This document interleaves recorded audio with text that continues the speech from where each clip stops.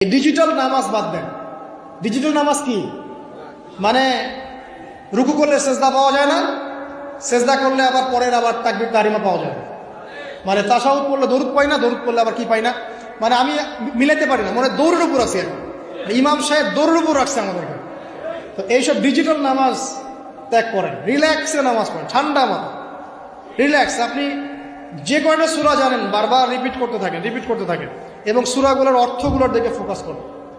অর্থটা মুখস্থ করেন, প্রয়োজনে আরবি বোঝেন না, অর্থটা মুখস্থ করেন, করে ওই দিকে আপনি মনোযোগ রাখেন। আর প্রত্যেক রাকাতে একই সূরা পড়বেন না, তাহলে নামাজটা কিন্তু স্বাধীন হয়ে যাবে। সূরা চেঞ্জ করবেন, দেখবেন আপনার মাথাটা বিজি থাকবে, নামাজে মনোযোগ বাড়বে ইনশাআল্লাহ। এগুলো টিপস। আর কি করবেন? যতক্ষণ মনোযোগ আসে নাই নামাজে থাকেন। রুকু করেছেন, একটু মনে হলো মনোযোগ ডানে চলে গেছে, আবার ফিরায় নিয়ে আসেন, আবার তাসবিহ পড়তে থাকেন। 3 বারই পড়তে হবে, এটা কি লিখা